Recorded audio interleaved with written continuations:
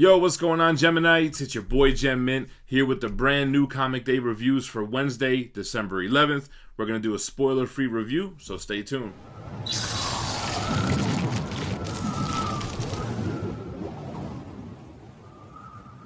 Alright guys, man, this has been a huge week for comics. I have a huge stack of books, and I actually did get through all of these today, so we're going to give a review. But before I do that, I want to talk about a little partnership that I'm putting together with That Spider-Man Booth. That Spider-Man Booth has been on Instagram for a minute. He's been doing conventions for like 7 or 8 years in California. And I'm going to partner up with him on his mystery boxes.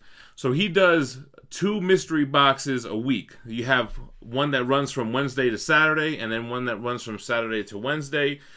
They're $30 a box, and you're guaranteed to get $30 worth of comics, and one lucky person gets the grand prize. So the grand prize for this current mystery box is a New Mutants 98 CGC 9.8 signed by Rob Liefeld. And if you use the code GEMMINT, you're going to get $10 off your order. So you're going to get a $30 mystery box for $20. So you're definitely going to make out on comics, and you have a chance to win that New Mutants 98 9.8. Make sure to check out thatspidermanbooth.com. I'm going to put the link in the description below. Remember, use the code GEMMINT at checkout in order to get the $10 off. Alright, so enough of all that. Let's jump into the new comic book day reviews. First, we're going to start with DC and Black Label. This is Dollhouse number 2. I like Dollhouse number 2. This is a creepy ass book. I mean, you have this little girl. How do I even talk about this without spoilers? Basically, she's in a foster home. Her father was murdered. Was it her? Was it her mother? The dollhouse shows up, and she seems to have a relationship with this dollhouse. And this dollhouse is kind of alive. And it kind of seems like it's trying to like steal her soul. Super creepy stuff. Dealing with bullies in the foster home. And yeah, it's like a horror comic. It's kind of creepy. Dollhouse number 2, Joe Hill, doing a ton of comics right now. Sticking with Black Label, we have The Dark Knight Returns, The Golden Child. This is Frank Miller with Rafael Grampa and Jordi Belair revisiting that Dark Knight Returns world. And it picks up where the Master Race left off. You have Superman and Wonder Woman's daughter, and then they have their son Jonathan. And this is really like a dark side heavy book. The art was kind of made to look just like Frank Miller's artwork, even though he's the writer only. A little cryptic, you know, a lot of dark side, ready to purify the universe and kill everybody type of stuff. I don't know how I feel about this book yet. I don't know. Funny enough, I have the Dark Knight Returns Master Race Absolute Edition coming in. I think this is better to reread right after reading that again. But yeah, it was cool. The dark side stuff was pretty dope. Batman's Grave number 3. So Warren Ellis Maxi series. I definitely enjoyed this issue more than issue 2. It's kind of got his trademark couple of pages of action. But I really like this. He's investigating the murder of this guy. What's his name? Tolton. A lot of witty banter between Alfred and Bruce. Alfred making jokes about doing cocaine, which was pretty funny. And I kind of like this run. You know, issue 2, I felt like I was a little slow. This one picked up, and I was enjoying it. Batman Curse of the White Knight, issue 5. So we're dealing with the aftermath of Commissioner Gordon's death.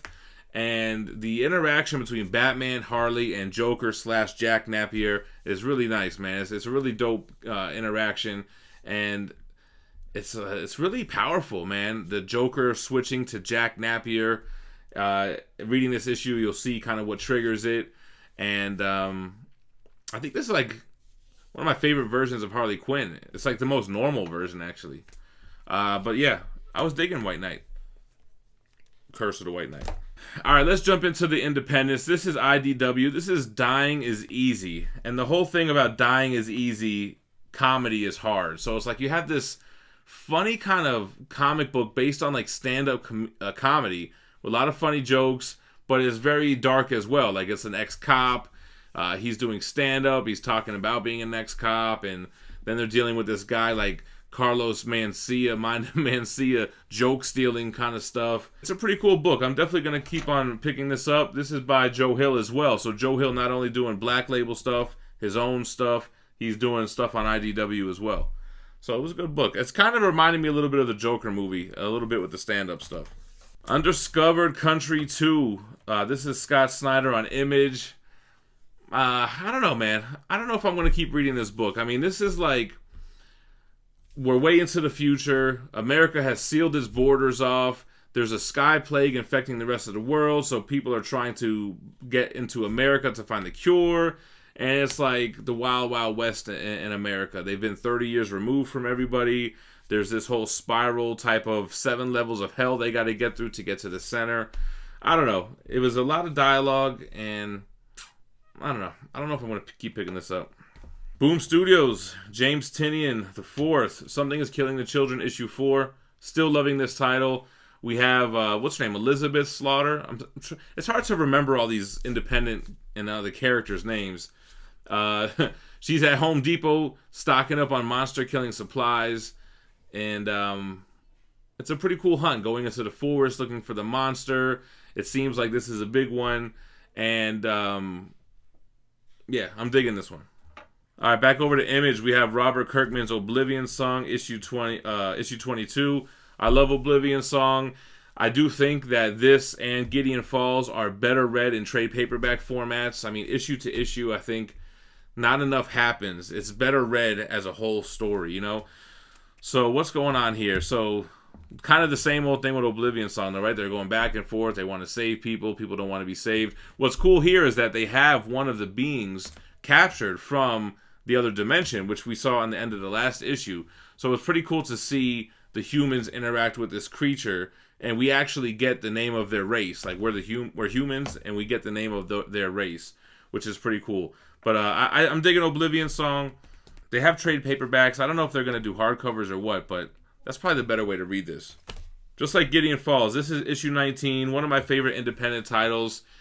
Man, super freaky stuff. Like, we don't really know what is going on yet. Like, we know there's this black barn. We know that it's a machine. We know that it's this Norman Sinclair may have created this machine in, like, what, the 1800s or so. But it seems like he opened this breach, like this dimensional breach that's letting some kind of monster through, whether it's the devil or what have you. And there's this kind of, like, 6 degrees of separation of characters that comes full circle. It's a really interesting read. It's creepy. The artwork kind of plays with panels, and pages look different, and pages kind of tell a story in itself. It's a really good book, man. It's kind of confusing. I would love to reread this once it's done or whatever in like one binge read. All right, jumping over to Marvel.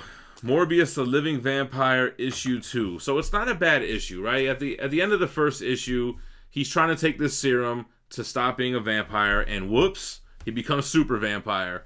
You know, and the artwork is okay, but, I mean, do we need a Morbius book? How many issues is this planning to run for? Who's the villain? There is none, really.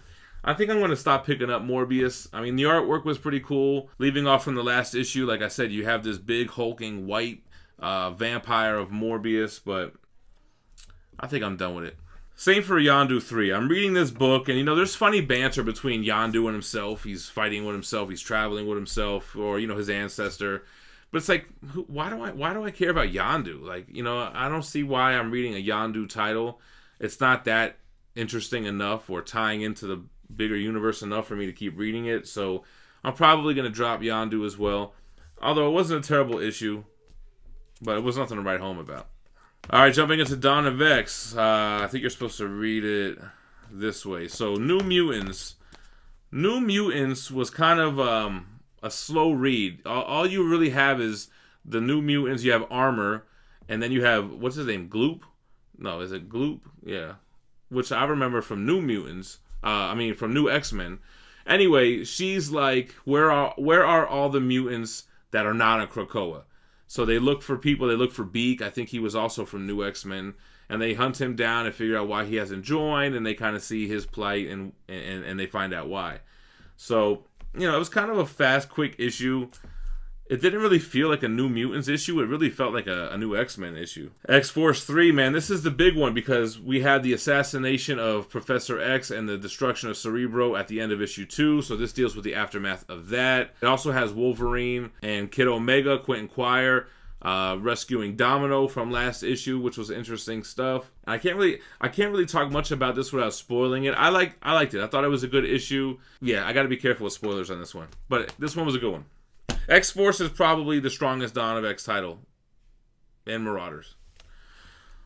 Fallen Angels 3, I was digging it, but this was another one that was a little bit slow. I think we started getting more APOS stuff. Psylocke coaching X-23 on how to kill and how to fight and hunt and all that stuff was pretty dope. I really like that type of leadership role that Psylocke has.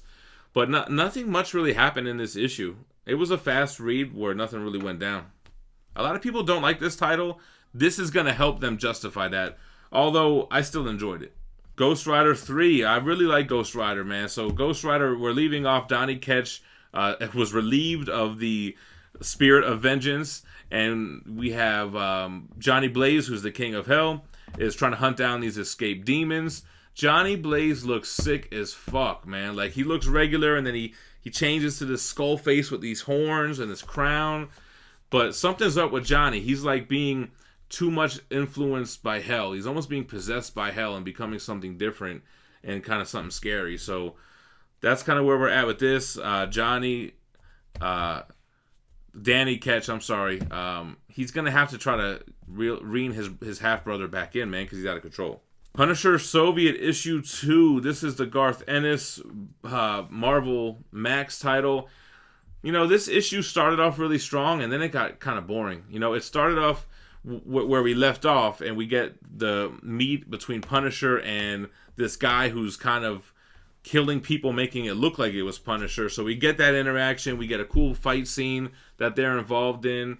But then it's just a lot of this guy who I don't even know his name, talking about his time in Afghanistan, and it was just super boring. So I was a little disappointed in this one, but I'm going to stick it out because Garth Ennis on Punisher is like a must-read. So this one was a little bit slow.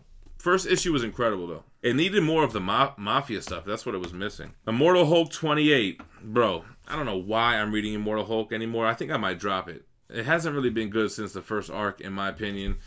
This one, you're starting to have like this cult of people that are followers of the Hulk. They're wearing Hulk masks a la the Joker movie.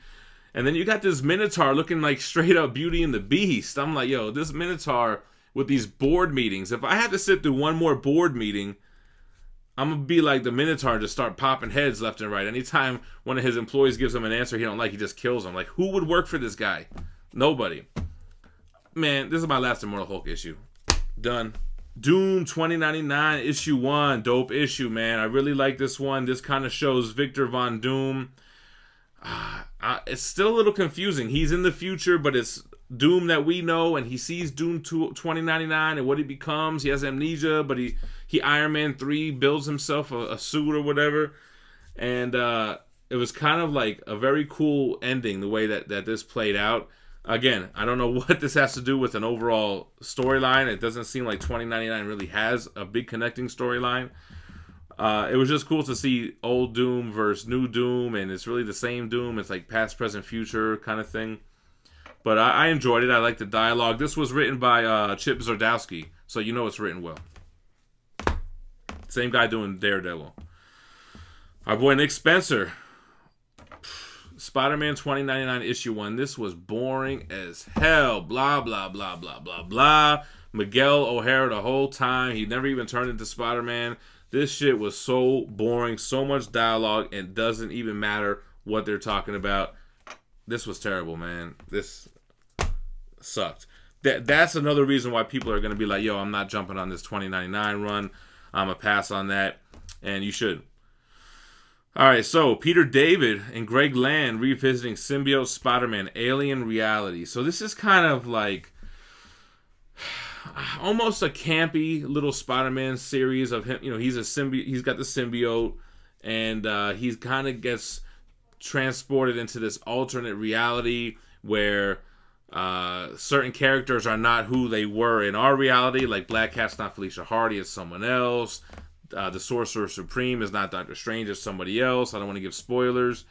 But it's written, and it's kind of like a 90s vibe. It's almost like a what-if story. And it seems to be, it's going to be an ongoing, because there's going to be an issue too. So, as a Spider-Man fan, I did enjoy it. You got Hobgoblin on the front here with Spidey. Hobgoblin will play a role in this arc at least. It was a fun read. Annihilation Scourge, Beta Ray Bill. This was a dope tie-in, guys. So, Beta Ray Bill versus Revengers. You got Sentry stuff. You got Negative Zone stuff. I think this might be the first Beta Ray Bill focused story that I've ever read. I mean, I still have the Walt Simonson Thor Omni. I know, I still haven't read it. But I definitely enjoyed this one. I like how it ended. And I really like my pick of the week, Annihilation Scourge Silver Surfer. I'm pretty surprised that this is my pick of the week. I mean, it's kind of like a one-shot, but they're really tying together this Annihilation Scourge storyline much more so than 2099. The art on this book is incredible. Huge double page spreads. It follows the events of Silver Surfer Black, and it borrows almost with the creativity from there. Silver Surfer looks chromed out. It almost looks like it was inspired from that Silver Surfer 1 by Scott Williams cover, or even like chromed out Silver Surfer statues. Like, he didn't look like your regular Silver Surfer, and I love the ending of this issue, and kind of can't talk spoilers, but you'll know what I'm talking about with that last panel. I love the Sentry stuff they're including here and explaining why Sentry is the villain of this whole Annihilation Scourge. And this was a great book all around. The writing, the art was incredible, and the story was moving along. Huge week. I had 3 more books I didn't get to read. Fantastic Four 17. I still am not caught up on Fantastic Four, although I have all the issues. Friendly Neighborhood Spider-Man 14. Same boat. And this Dark Tales from the Dark Multiverse Teen Titans Judas contract. I'm going to read this with the Nightfall one. But this is like a mini trade paperback. I had so much to read. I'm beat. I'm like, you know what? I'm going to just save that for later. And I'll probably talk about it during the live spoiler discussions that we do later on in the week. Dang, that was a lot of books, man. Thank you for watching. Let me know what you thought about this week's comics in the comments below. Make sure to drop that like. Make sure to check out thatspidermanbooth.com and check him out on Instagram as well for those mystery boxes. Remember, use that code GemMint. Gets you $10 off the order. You could win that New Mutants 98, or you could just get 5 random books. That'll be a $30 value either way. Thanks for watching. Make sure you're subscribed to the channel and stay minty fresh. Peace.